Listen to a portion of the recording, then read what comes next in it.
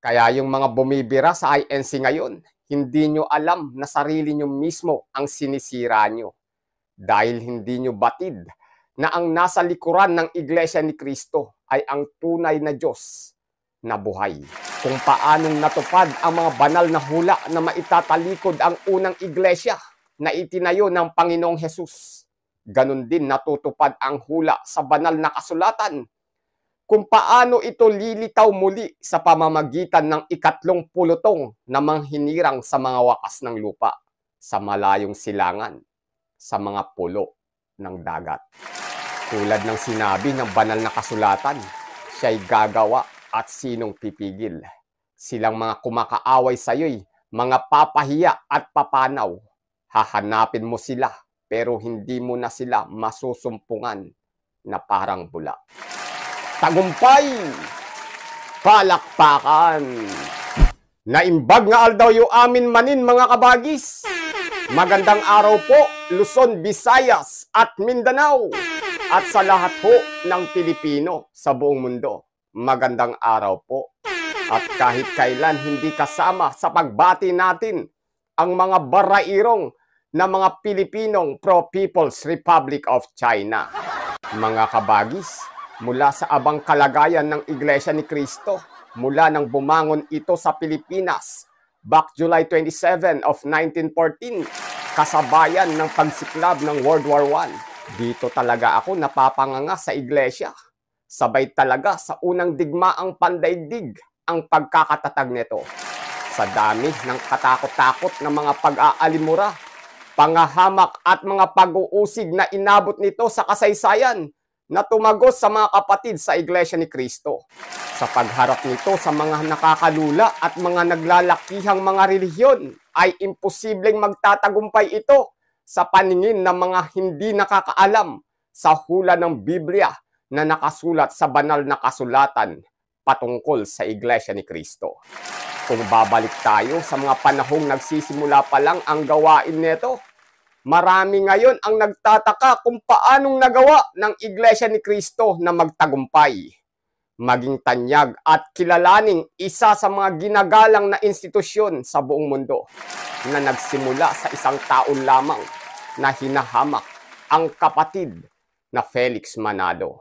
Sa mga hindi kaanib sa INC, hindi nila lubos maisip na ang isang bukod tanging relihiyong nagpapakilalang Kristiyano na nagtataglay ng doktrinang ang Panginoong Hesukristo ay hindi pangkaraniwang tao at si kapatid na Felix Manalo naman ay isang anghel.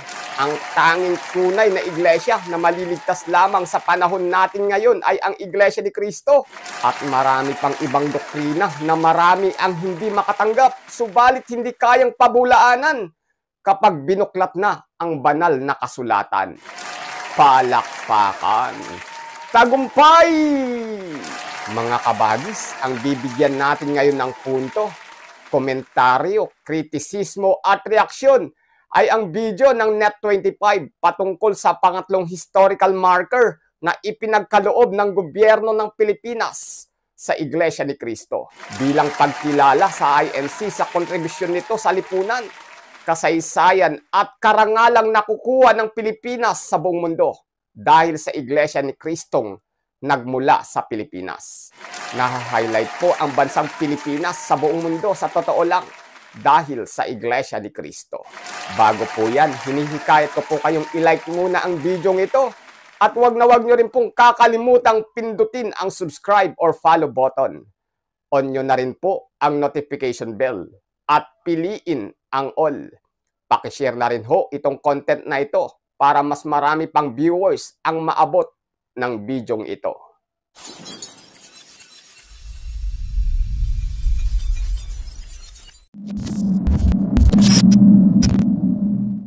Balik po tayo sa mga balita. Isa pang historical marker ang iginawad ng pamahalaan sa Iglesia ni Cristo.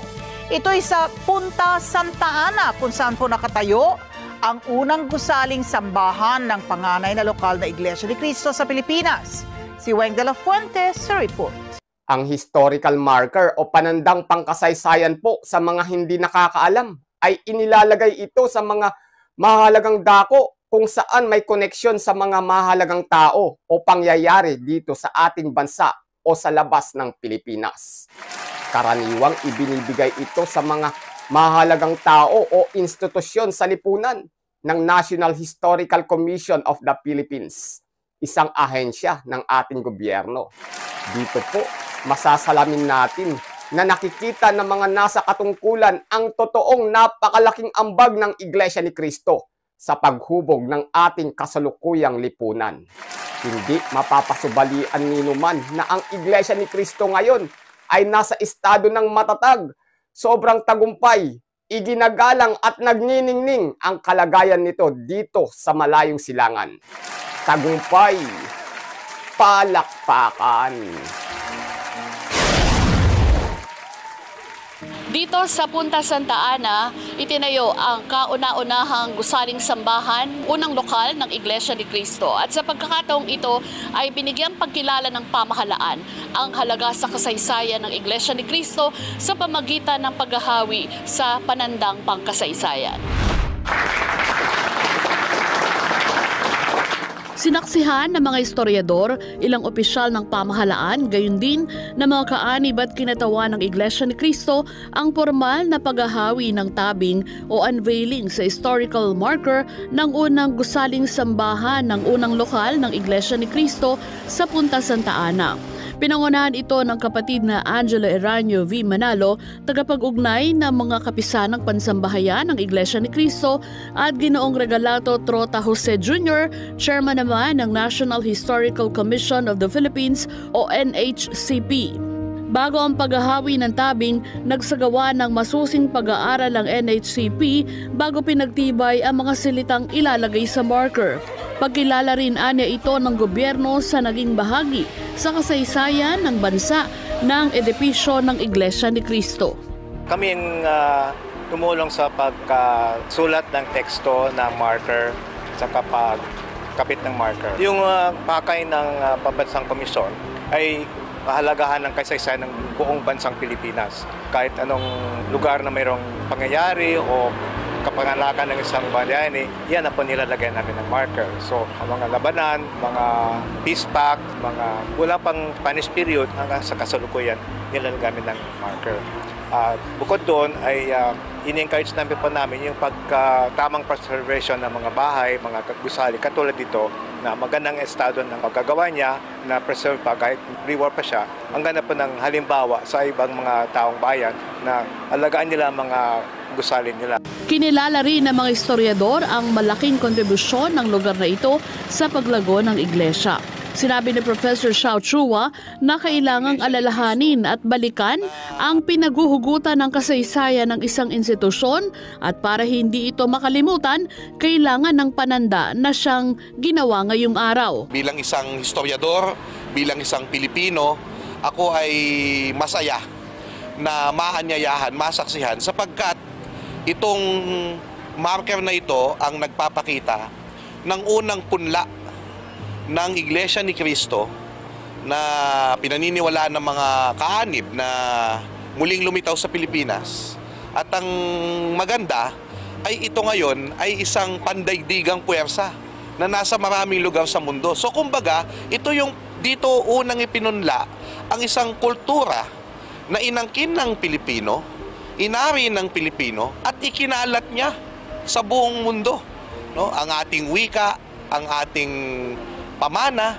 Kaya ang gusaling iyon, ang marker na iyon, ang compound na ito, kung nasan tayo narito, kung saan una nagturo ang kapatid na Felix Manalo, ay isang pamana sa mundo.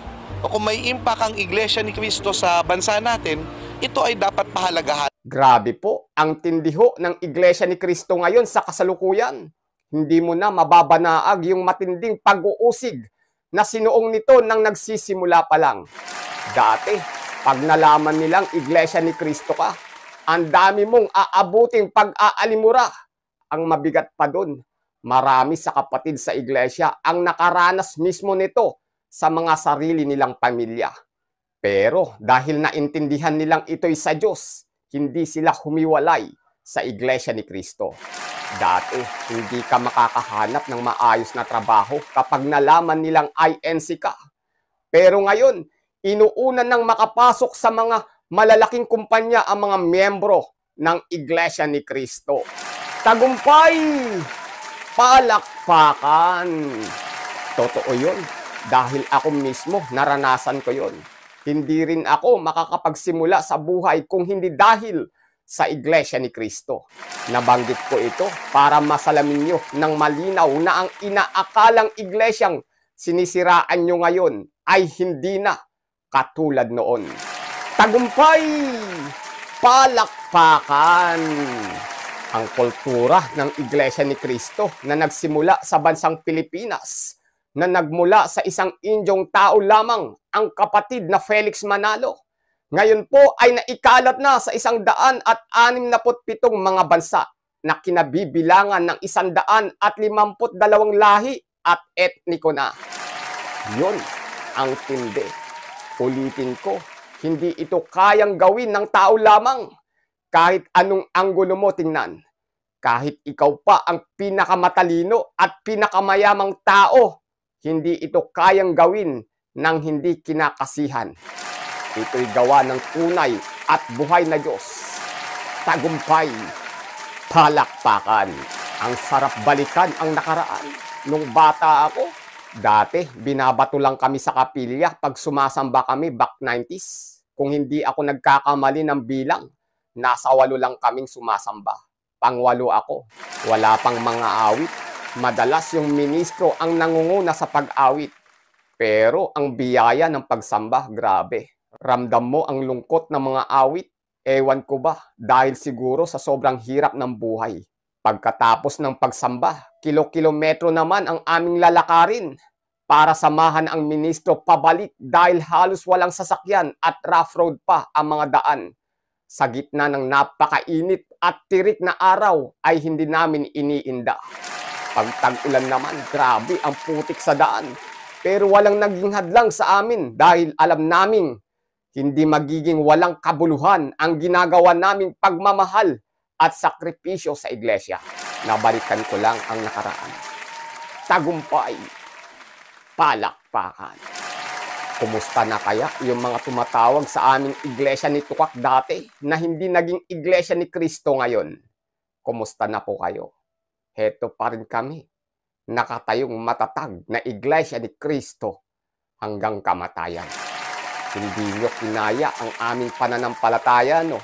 Andito pa rin kami, nagniningning sa buong mundo at sobrang nagtatagumpay, tagos sa aming mga buhay.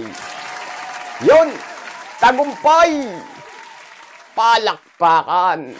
Para naman kay Professor Vic Villan, isa ring historiador mula sa Universidad ng Pilipinas, 2 bagay ang pinapakita ng panandang pangkasaysayan sa unang gusaling sambahan ng Iglesia ni Cristo sa Punta Santa Ana. Ito'y ang hamak na pagsisimula at ang naging tagumpay nito sa paglipas ng mga taon. Isa rin itong pamana na dapat pahalagahan. Paalaala ito sa ating hamak na simula. Pangalawa, paalaala din to sa atin para ipakita kung paano tayo nagtagumpay. And I think yung pagtagumpay dito talaga ang mensahe sa atin. Hindi yung hamak na kalagayan kundi paano natin itinawid, paano natin napagtagumpayan yung different challenges na to, at siya yung dapat ma-inculcate sa ating isipan, yung triumph, yung victory doon sa iba't ibang mga challenges na to. At ito yung lessons talaga, hindi lamang sa members, sa institutions, kundi even sa ating personal na buhay. Ang nililingon natin, paano tayo nagwagi sa mga labang ito. At yun doon natin hinahabi ang ating pagkatao, yung ating pagkapamayan, yung ating pagka-Iglesia ni Cristo. Sa pagpasok sa loob ng museo, hindi maiwasang gunitain ang pagsisimula ng Iglesia ni Cristo. Sinabi ni kapatid na Cornelio Cortez Jr., INC Museum Director, yan ang mararamdaman ng mga papasok sa museo, lalo at pinanatili ang mga orihinal na gamit mula nang maitayo ito noong 1937. Pagpunta nila rito sa lumang kapilya na ginawa ng museo ng iglesia, para silang naglalakad pabalik sa panahon. Pagpasok nila sa lumang kapilya, madarama nila na parang nalipat sila ng panahon ng panahon ng sugo ay nangangaral dyan sa lumang kapilya. Makapagte-trace back sila ng kanilang roots kung paanong ang pagsisimula ng Iglesia ni Cristo sa pangangaral ng kapatid na Felix Manalo ay tinulungan ng Diyos hanggang ngayon sa pamamahala ng kapatid na Eduardo Manalo. Sa isang bahagi ng museo, makikita naman ang mga personal na gamit at iba pang alaala ng kapatid na Felix Y. Manalo na kinikilala ng mga kaanib sa Iglesia ni Cristo na sugo ng Diyos sa mga huling araw. Ang marker sa Punta Santa Ana ang ikatlo sa historical marker na iginawa ng NHCP sa Iglesia ni Cristo. Una, ang sa birthplace ng kapatid na Felix Manalo sa Tipas, Taguig, at ikalawa ang centennial marker na nasa loob naman ng tanggapang pangkalahatan ng Iglesia ni Cristo sa Quezon City. Kaya yung mga bumibira sa INC ngayon, hindi nyo alam na sarili nyo mismo ang sinisira nyo. Dahil hindi nyo batid na ang nasa likuran ng Iglesia ni Cristo ay ang tunay na Diyos na buhay.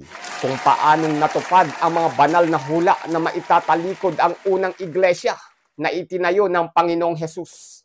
Ganon din natutupad ang hula sa banal na kasulatan kung paano ito lilitaw muli sa pamamagitan ng ikatlong pulutong na manghinirang sa mga wakas ng lupa, sa malayong silangan, sa mga pulo ng dagat. Tulad ng sinabi ng banal na kasulatan, siya'y gagawa at sinong pipigil. Silang mga kumakaaway sa iyo'y mga papahiya at papanaw. Hahanapin mo sila, pero hindi mo na sila masusumpungan na parang bula. Tagumpay! Palakpakan! Yun, bilang Pilipino, ano po ang masasabi mo sa mga nangyayari ngayon sa ating bansa? Malaya ka pong ilabas ang iyong matalino mong komento sa ibaba. Dapat ho may pakialam ka. Dapat po may bilang ka. Muli, kabagis, make sure na napindot mo na ang like, subscribe, or follow button. Kita-kits ho sa susunod na videos. Adios.